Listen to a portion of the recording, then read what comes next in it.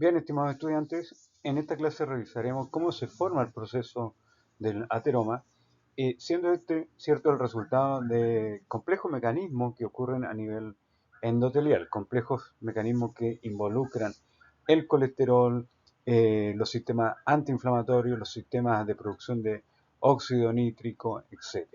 Comencemos. Bien, el colesterol es un componente esencial, eso nosotros lo sabemos, ¿ya? Indispensable para el desarrollo y fisiología celular, forma parte de la membrana plasmática, ya está muy bien regulado eso. El exceso es transportado por esta lipoproteína de alta densidad, o sea, proteína que tiene una gran proporción de proteína, ¿ya? Y que tiene la capacidad de hacer un transporte desde la periferia vascular hacia el hígado para acoplarse al grupo hemo, un grupo que viene de la degradación de los glóbulos rojos a los 100, 120 días cuando estos elementos mueren, principalmente en el vaso, en menor medida en el hígado, pero como producto de desecho de la hemoglobina, el grupo hemo se va hacia el hígado, se acopla al colesterol, forma la bilis y eso se va también a través del colédoco hasta el duodeno y es expulsado, ¿cierto? Formando parte de los pigmentos biliares. ¿Ya? Por lo tanto, el colesterol se encuentra en mayor concentración en esta membrana plasmática. Su nivel libre debe mantenerse en un rango extremadamente acotado, específico, y el exceso es transportado, ¿cierto?, por esta lipoproteína de alta densidad hasta el hígado para su procesamiento. Entonces, el transporte inverso del colesterol es en extremo importante. Hay que mantener los niveles de HDL por sobre 35 miligramos por cada decilitro de sangre, eso es como lo basal, lo más bajo, ¿cierto? Eh, Se transporta a través, como lo había mencionado, de esta lipoproteína de alta densidad, que también se forman en el hígado, salen a la circulación y atrapan este colesterol libre, ¿ya? El hígado lo excreta y el intestino entonces va a ser el lugar de eliminación de este exceso de colesterol. Por lo tanto, ese es el mecanismo también que podríamos llamar cardioprotector, mediado por esta lipoproteína de alta densidad. Bien, en esta lámina entonces podemos observar las capas de un vaso sanguíneo, la capa íntima que está formada por este endotelio, una capa de células muy plana, ya son células que están unidas por uniones ocluyentes, uniones estrechas, de mosoma, ¿ya? Que impiden, ¿cierto?, que la permeabilidad sea elevada a este nivel. Hay cierto grado de permeabilidad, pero está todo bastante controlado, ¿ya? Pero las células están unidas entre sí. Esta es la zona más interna de un vaso sanguíneo. Estas son las células que van a estar produciendo también altos niveles de óxido nítrico, un poderoso vasodilatador que va a actuar, ¿cierto?, en conjunto con algunos sistemas enzimáticos, en donde se va a liberar óxido nítrico para actuar sobre la relajación de estas células musculares. En algunos casos, esos mecanismos fallan, pero también nosotros nos encontramos que en una primera etapa de esta falla vascular, en una primera etapa hay una activación endotelial, con señales proinflamatorias que estimulan la expresión de moléculas de adhesión, en primer lugar, de algunas células, como los macrófagos, los linfocitos, ¿ya?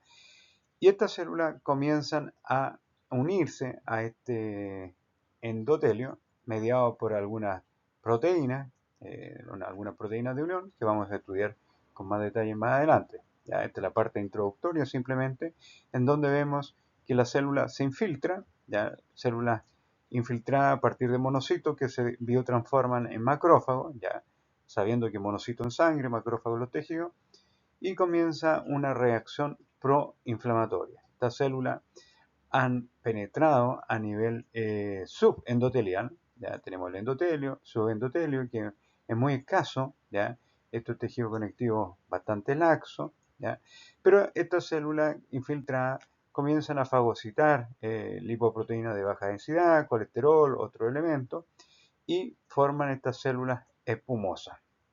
¿Ya? Muchas de estas células mueren, ¿ya? Y se desarrolla también por depósito de estas células y de tejido un núcleo necrótico de células muertas, ¿ya? Comienza a producir también una cubierta fibrosa de la placa. Esta cubierta fibrosa limita el daño necrótico, pero al mismo tiempo hace que se produzca una estrechez en el lumen de este vaso sanguíneo, comprometiendo, ¿cierto?, la irrigación en algún órgano tan importante como podría ser el corazón, los pulmones, cerebro, etc. Bien, acá se ve en este diagrama que se representa la disfunción endotelial causada por señales primero proinflamatorias, ¿ya? Durante la patogénesis de la esclerosis. Las señales contribuyen a la aterosclerosis, ¿ya? Estimula la expresión también de algunas moléculas de adhesión, ¿ya? Como PCAM, ICAM, selectina, ¿ya? Provocando la atracción y adhesión de algunas células como podrían ser los linfocitos, los monocitos, ¿ya? Que son capaces ahora de atravesar esta barrera endotelial y transformarse en macrófagos, ¿ya?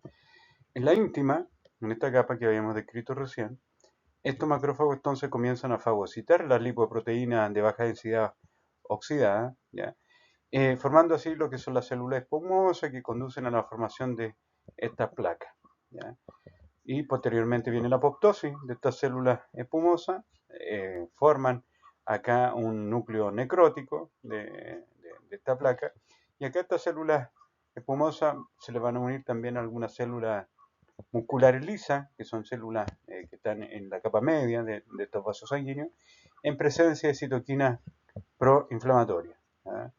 Estas células musculares lisas entonces comienzan a migrar, se comienzan a unir en este punto ¿ya? De la íntima, migran a esta capa arterial, incluso algunas de ellas comienzan a proliferar y forman la cubierta fibrosa de esta placa.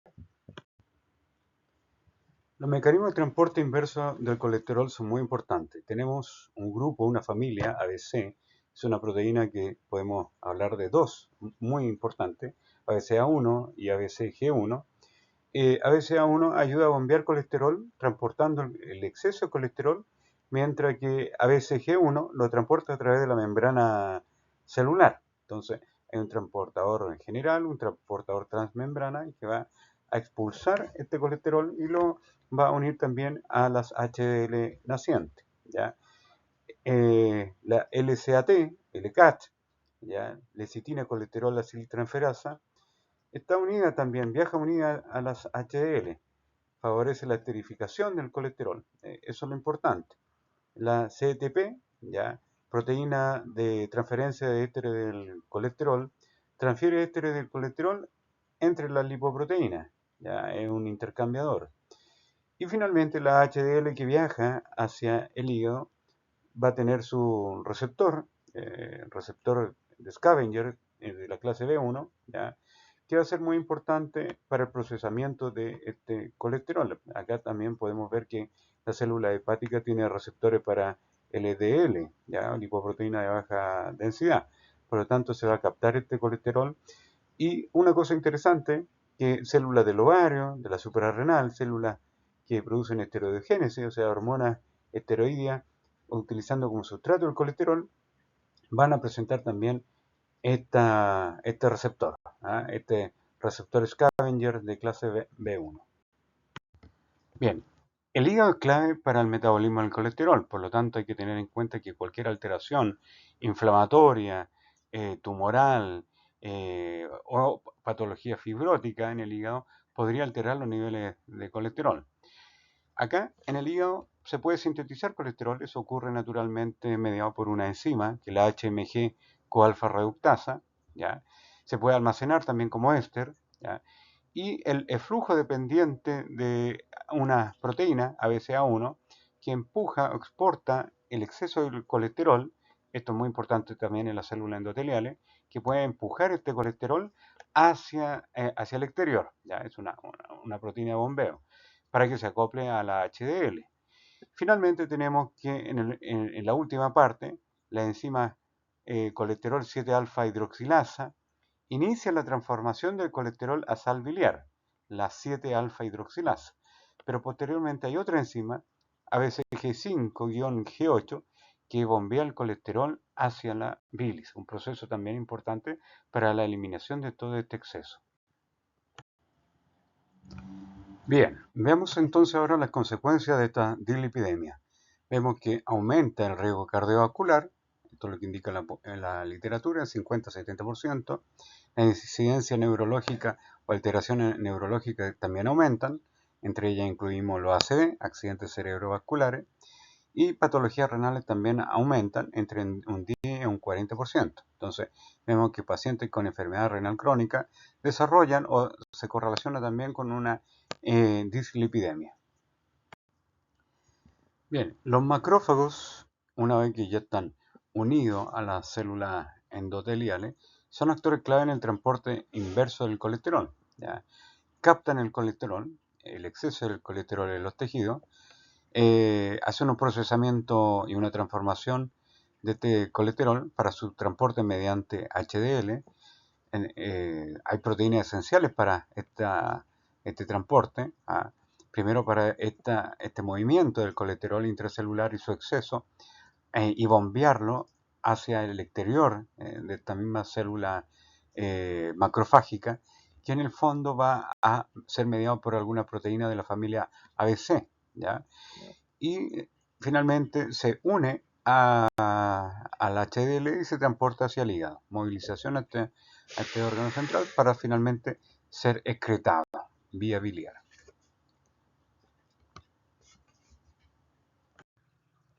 Bien, acá en esta lámina podemos ver la importancia que tienen los macrófagos en la formación patogénica de los ateromas. Hablamos del papel de la proteína de transferencia de éter en el colesterol, que toma el colesterol que está en exceso en estas células endoteliales, pero trata, ¿cierto?, de enviar este colesterol a los macrófagos. Sabemos que los macrófagos, por este sistema de adhesión intercelular mediado por algunas ecaderinas, también por algunas LCAM y CAM, se une, va a comenzar a rodar y finalmente entran estos macrófagos formando esta célula espumosa, célula de la musculatura lisa, atraviesan esta lámina limitante interna, la vemos acá ondulada, y también van a formar parte de la cubierta de este incipiente ateroma que se está formando. ¿Ya?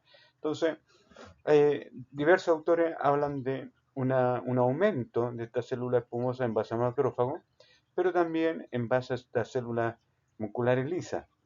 La mayoría de estas células musculares lisas va a formar una placa que va a revestir un centro más celular en base principalmente a células macrofágicas. ¿Ya? Entonces, el papel que tiene esta proteína de transferencia de éster del colesterol es justamente transportar este colesterol hacia las HDL que tendrían que estar a este nivel, ¿ya?, en el sistema vascular. Cuando eso falla, tenemos también la acumulación de estos ésteres del colesterol, principalmente también a nivel intracelular. Por lo tanto, aumentan los niveles de citoquina, hay una señalización alterada con formación de placa, lo que estamos viendo acá, y las citoquinas proinflamatorias comienzan a aumentar, ¿cierto?, la actividad de estos macrófagos, reclutando aún más macrófagos. Por lo tanto, este ateroma comienza a aumentar de tamaño. Bien, el inicio de la aterosclerosis y su microentorno arterial. Primero, hay que tener en cuenta que la turbulencia en el flujo sanguíneo predispone, ¿cierto?, a los depósitos de lípidos. Pero primero, las curvaturas arteriales, como dice ahí, y las bifurcaciones también, son propensas a desarrollar lesiones ateroscleróticas, ¿ya? En esa zona de impacto, el daño sobre el endotelio es mucho mayor, por lo tanto se puede producir una inflamación localizada. Los cambios en la composición de la matriz arterial estimulan la formación de placas, pero la misma inflamación, ya que se produce a nivel local, atrae más células del sistema inmunológico, principalmente del orden de los monocitos, que sufren una diferenciación celular a células grasas, ¿ya? Son la llamada célula espumosa, que también pueden predisponer a esta formación de ateromas a través de los depósitos de lípidos, ¿ya? La acumulación de lípidos en la pared arterial inicia este proceso aterosclerótico, ¿ya? Estas células incorporan también lípidos a través de sus membranas, y muchas de estas células mueren, ¿ya?, formando un entorno proinflamatorio donde atraen muchas otras células también del sistema inmune, principalmente linfocitos y macrófagos, ¿ya? Y esto crea un círculo vicioso en donde la célula comienzan a aumentar, pero mueren en ese entorno, aumentando el tamaño del ateroma. El endotelio es una barrera vital en los vasos sanguíneos. El endotelio corresponde a la parte más interna, endo significa interno, telio membrana, ¿ya? Por lo tanto, este epitelio, que es una monocapa, una capa muy plana, es el revestimiento más interno entonces tanto de vasos sanguíneos como vasos linfáticos, ¿ya? Y separa las paredes de los vasos del flujo sanguíneo, ¿ya? Su organización no es uniforme, variando según el tipo de vaso y su localización. ¿Cuál es la función de estas células endoteliales? Primero, la regulación de la inflamación vascular a partir de un entorno antiinflamatorio, ya principalmente dependiente de un gas que es el óxido nítrico, ¿ya? El control del tono vascular, que depende también de la contractura muscular, que es la capa media de los vasos sanguíneos, que va a depender también de los factores proinflamatorios, vasodilatadores, también antiinflamatorios que se producen en el entorno vascular, precisamente por la función de las células endoteliales. Regulación de la permeabilidad. Hay espacio también entre las células endoteliales, pero sabemos que esa permeabilidad también es transmembrana, ¿ya? Manteniendo la integridad de ese entorno, ¿ya? Y también los vasos, a partir de sus células endoteliales, tienen una función antitrombótica. Bien, la disfunción endotelial es un punto de entrada para el ateroma, o sea, cuando nosotros estamos viendo que el endotelio produce moléculas antiinflamatorias, entre ellas también tenemos el óxido nítrico, ¿ya? Y ahí tenemos también un claro ejemplo en donde cantidades mínimas de acetilcolina va a tener un efecto distinto si está el endotelio cubriendo toda la parte interna de un vaso sanguíneo. Aquí, por ejemplo, cuando nosotros encontramos niveles bajos de acetilcolina estimulando los receptores muscarínicos de las células endoteliales, va a haber producción de óxido nítrico, lo que repercute en una vasodilatación. Si no hay células endoteliales, la acetilcolina tiene mucha facilidad para llegar a la musculatura lisa. Recordemos que son vasos de pequeño calibre, por lo tanto, la acetilcolina va a actuar sobre receptores muscarínicos ahora presentes en la musculatura lisa, produciendo un efecto contrario, la vasoconstricción. De tal manera que un lumen dañado, una parte interna dañada, un endotelio alterado, va a ser mucho más permeable a moléculas como la acetilcolina, produciendo vasoconstricción, lo que dificulta el flujo laminar, obteniendo como resultado daño en la pared interna y lo que va a repercutir finalmente en que se genere un proceso inflamatorio, generando todo lo que conocemos nosotros con la llegada de los linfocitos, monocitos y formando finalmente una placa de ateroma. Ahora, la disfunción endotelial se caracteriza por alteración en la permeabilidad vascular, eso se va a alterar por el mismo proceso inflamatorio, pero también va a haber una expresión de moléculas de adhesiones, entre ellas BCAM, ICAM, algunas selectinas, ¿ya? Y la infiltración leucocitaria, como ya lo había mencionado. Entonces, eso establece el ambiente propicio para el desarrollo de un ateroma. Bien, continuando con el tema de la disfunción endotelial, tenemos que durante este proceso se activan muchas vías de señalización. Estas son vías proinflamatorias, dependientes, por ejemplo, de NF-kappa beta y MAP quinasa. Esta es una vía principal proinflamatoria, ¿ya? Aumenta la expresión de selectina, que son moléculas de adhesión celular como BCAM1 e ICAM1. Facilita esta transmigración de los monocitos hacia el espacio subendotelial donde se van a acumular, ¿ya? Y esto facilita o acelera la formación de la placa aterosclerótica. Además, tenemos que tener en cuenta que los factores de riesgo cardiovascular tradicionales como la hipertensión, la diabetes, tabaquismo, hiperlipidemia, aceleran este proceso al inducir estrés, por una parte mecánico, pero también un estrés bioquímico sobre el endotelio vascular, disminuyendo también las concentraciones de óxido nítrico, de tal manera que este lumen vascular se contrae. Bien, también sabemos que la fisiopatología del ateroma tiene un componente en la ruptura de las uniones intercelulares, ¿ya? La integridad de la barrera endotelial se altera, ¿ya? La hipoxia genera una disminución en la producción de ATP. Sabemos que el ATP requiere no solamente ácido pirúvico, sino que también de oxígeno para su formación. Es una vía clásica de formación de ATP. Y algunas proteínas comienzan a fallar, que son también proteínas dependientes muchas veces de ATP, ¿ya?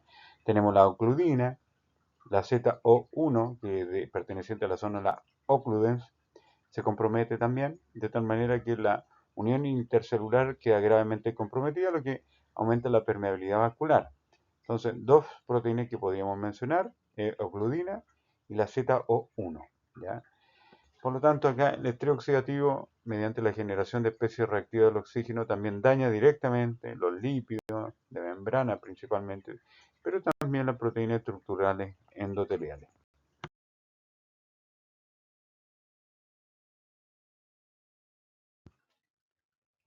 Ahora, los productos avanzados de la glicación, en el fondo, cuando nosotros vemos pacientes con diabetes mellitus no controlada o que han tenido largo periodo en donde la hemoglobina glicosilada ha estado elevada, estos productos pueden interactuar con receptores específicos en la superficie endotelial.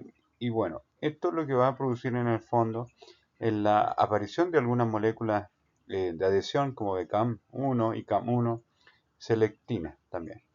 Y la unión entonces de estos productos avanzados de la glicación con estos receptores específicos en la superficie endotelial va a desencadenar la producción de especies reactivas al oxígeno. Acá está lo importante porque estas especies reactivas del oxígeno que van a aparecer mediante la activación de NADPH oxidasa va a amplificar el daño oxidativo, ¿ya? Este daño oxidativo celular va a estar comprometiendo también la función mitocondrial. Bien, los factores entonces inflamatorios que hemos mencionado, lo recalcamos acá, TNF-alfa, interleuquina 1 beta, interleuquina 6, potencian estos genes al activar cierto el factor de transcripción NF-kappa beta. ¿Ah? Eso es importante, este último coordina la presión de genes proinflamatorios y proaterogénicos, ¿ya? A partir de NF-kappa beta, ¿ya? Y esto va a estar alterando las uniones intercelulares mediante la fosforilación de proteínas como becaderina, sonula occludens tipo 1, ¿ya?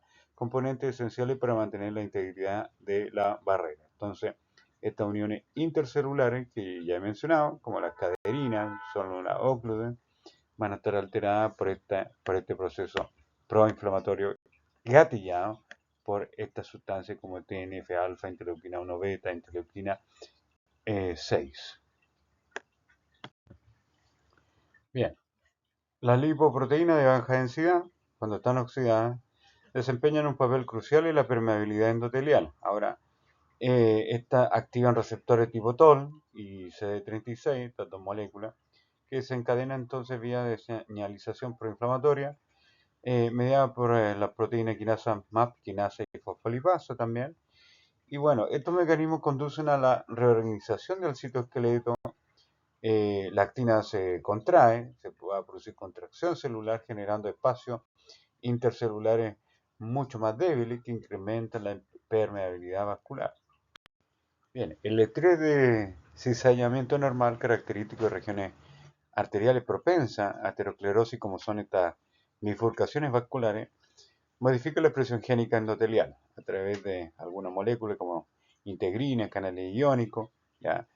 Modifica también los receptores de los factores de crecimiento endotelio vascular, promoviendo también la neovascularización, la angiogénesis, lo que altera también la producción de óxido nítrico y promueve un fenotipo principalmente proinflamatorio. Por otra parte, también vemos que cambios estructurales y funcionales incrementan significativamente la permeabilidad vascular. Estamos viendo que hay una retención de lipoproteínas aterogénicas, células inflamatorias en el espacio que está debajo del endotelio, subendotelial, la acumulación de LDL oxidada en el fondo, ¿ya? Y la formación subsecuente de estas células espumosas que provienen de macrófagos en su gran mayoría. En menor cantidad también podemos ver algunas células de musculatura lisa también modificada, ¿ya? Que va a ir generando una cobertura alrededor de esta célula espumosa para generar también una placa mucho más fibrótica alrededor de este núcleo mucho más celular, ¿ya? Esto establece un ciclo de retroalimentación positiva, ¿ya? Que amplifica el daño endotelial, ¿ya? Y perpetúa la difusión vascular. Bien, entonces el estrés mecánico puede activar algunas proteínas como la proteína quinasa, ¿ya? Y esta activación es beneficiosa a niveles bajos y patológica a niveles altos, ¿ya? Tenemos la ERK, que responde al estrés mecánico, favoreciendo la división celular y reparación. SRC, que activa la cascada inflamatoria, también participa en la división celular y reparación. AKT, que promueve la supervivencia celular. Y también encontramos el receptor 2 del factor de crecimiento endoteliovascular, que regula la permeabilidad.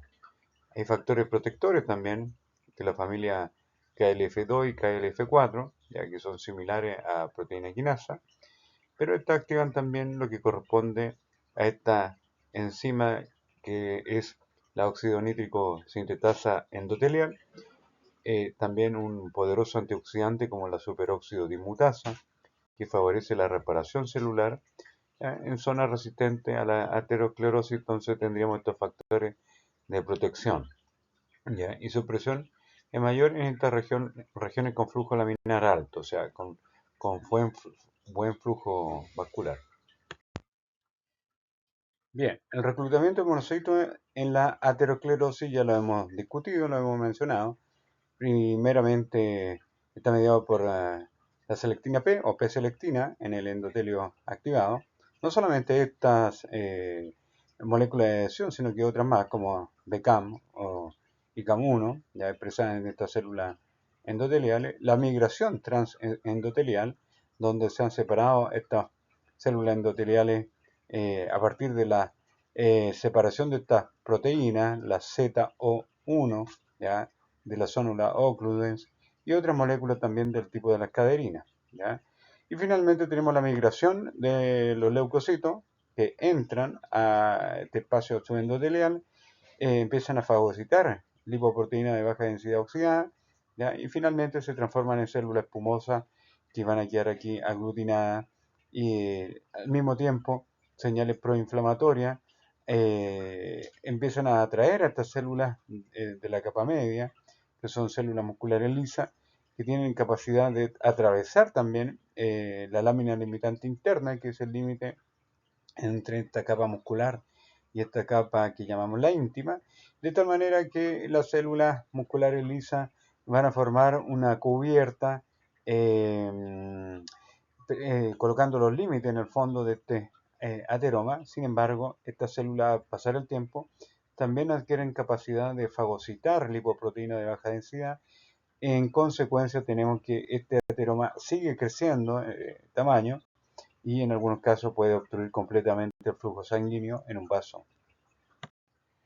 Bien, algunos estudios muestran de que la supervivencia celular aumenta entre un 25 y 50% en células endoteliales que deberían haber muerto por alguna injuria, principalmente especie reactiva al oxígeno o daño tisular, no mueren gracias a la presencia de niveles adecuados de óxido nítrico, ¿ya? Otro efecto importante es cuando vemos la reducción de la enzima óxido nítrico sintasa, eh, las personas quedan más propensas a desarrollar regiones ateroscleróticas, ¿ya? Por lo tanto, aumenta esa probabilidad en un 40%, casi a la mitad, ¿ya? Y la función de barrera también se ve favorecida con los niveles adecuados y óptimos de óxido nítrico, ¿ya? La función de barrera se ve optimizada entre un 35 a un 50% en presencia de óxido nítrico.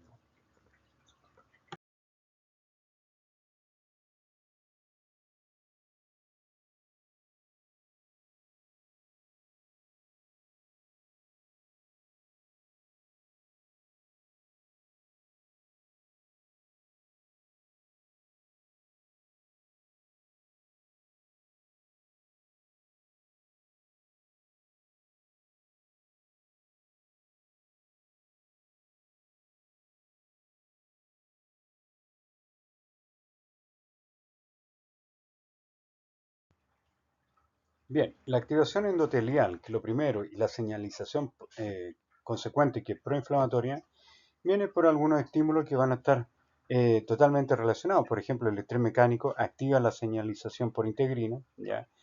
La integrina se encuentran en la superficie de las células endoteliales, permitiendo que los glóbulos blancos se unan a las paredes endoteliales, ¿ya? Eh, los lipopolisacáridos bacterianos que están en la pared de esto, ¿ya? Principalmente bacterias gram negativas, promueven la formación de integrina generando mayor adhesión de esto con la consecuente inflamación. Por otra parte tenemos TNF-alfa, interleuquina 1 beta, que estimula la activación celular, aumenta la expresión de integrina con, con la consecuente expresión de algunas moléculas de este tipo de integrina en las mismas células endoteliales. Las lipoproteínas de baja densidad oxidada aumentan también la expresión de integrina, ¿ya? Entonces estamos viendo que estos estímulos proinflamatorios en general aumentan la adhesividad de los leucocitos a la pared endotelial. Por eso lo llamamos activación endotelial y señalización proinflamatoria, ¿ya? Por otra parte, NF-kappa B controla la producción de varias proteínas, entre ellas las integrinas. ¿Ya? Tenemos por una parte MAP quinasa, que produce una cascada de señales para promover la formación también de integrinas. ¿Ya? JAK, STAT, se producen en respuesta a citoquina, aumentando la formación de integrinas. ¿Ya? PI3K y AKT también es una vía que se estimula por la lipoproteína de baja densidad oxidada. Sin embargo, protege a la célula en la muerte, pero paralelamente genera más expresión de integrinas.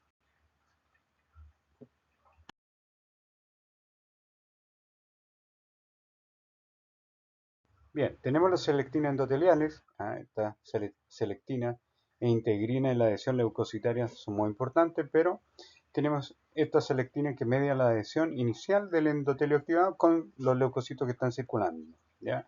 Hay que recordar que en los bordes de los vasos sanguíneos el flujo laminar es mucho más lento y eso también facilita la interacción leucocito-célula endotelial, ¿ya?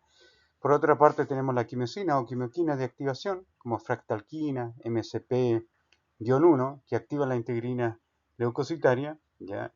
Que son quimioquinas que activan todo lo que corresponde a estos puntos de unión, ¿ya? Que forman parte también de los leucocitos, ¿ya? Eh, la transición de integrina, a esto se refiere que la integrina también cambia en la afinidad y la aumenta, ¿ya? En donde cambian estas proteínas siendo las más fuertes, pasando de moléculas de baja afinidad a moléculas de alta afinidad. Finalmente tenemos la transmigración endotelial. Estos leucocitos atraviesan el endotelio al subendotelio, ¿ya?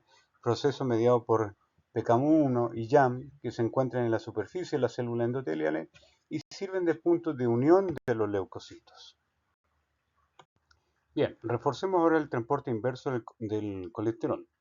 Primero, hay que tener en cuenta que estos macrófagos que han fagocitado en colesterol, no todos estos macrófagos se han transformado en células espumosas.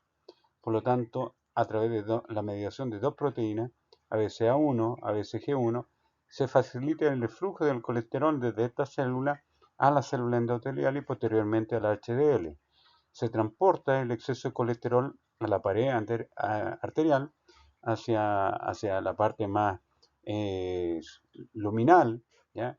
Y esta proteína ICAT esterifica el colesterol para formar ésteres de colesterol en la misma HDL. La ICAT, la isocolesterol aciltransferasa, ¿ya? Entonces estamos viendo la importancia del macrófago, los transportadores y también de esta ICAT, ¿ya?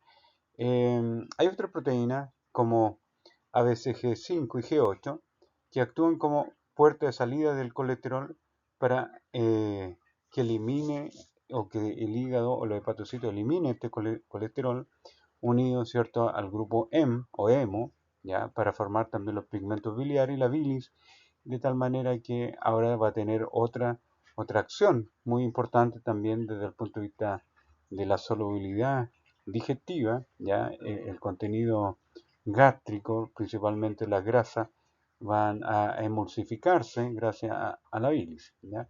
Entonces, tenemos esta vía de eliminación del colesterol, ¿ya? A través de los pigmentos biliarios, sales biliares. Bien, algunas proteínas como la ApoA1 son cruciales, ¿cierto?, para el transporte de colesterol.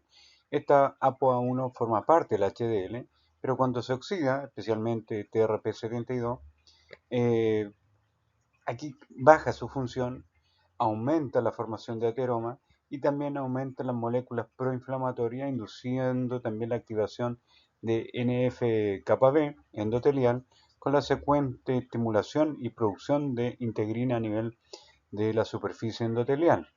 Esta modificación reduce significativamente su capacidad para promover el flujo del colesterol también, ¿ya? Por lo tanto, la ApoA1 oxidada es muy dañina para la salud endotelial. Por otra parte, ApoE macrofágica, que la produce los macrófagos, es crucial para inhibir la formación de lesiones.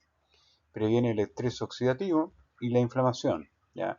Por lo tanto, tiene esta propiedad muy potente. Estamos hablando entonces de esta ApoE. Su deficiencia acelera notablemente, ¿ya?, la progresión de la aterosclerosis en modelos experimentales. Por lo tanto, ApoE en condiciones normales, macrofágica, es crucial para inhibir la formación de lesiones.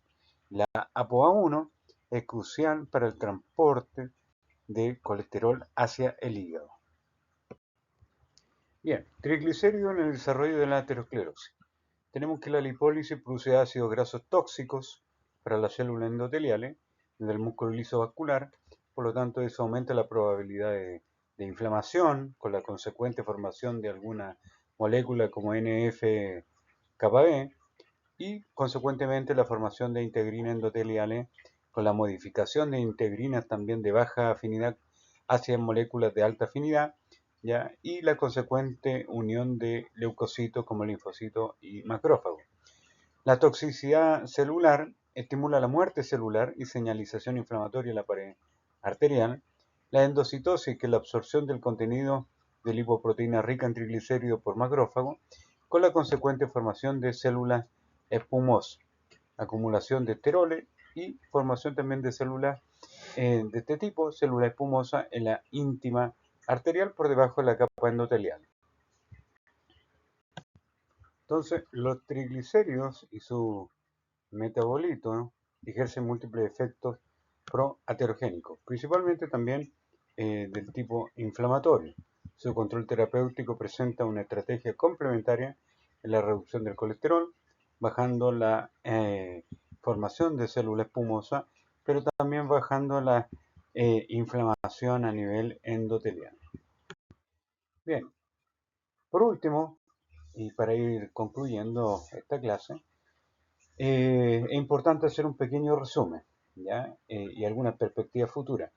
Entender el microentorno en el cual se desarrolla una ateroma es muy importante, pero lo que tenemos que tener como una conclusión final y apuntar en los tratamientos es en la disminución de la posibilidad de formación de placa mediada por un ambiente proinflamatorio, ¿ya?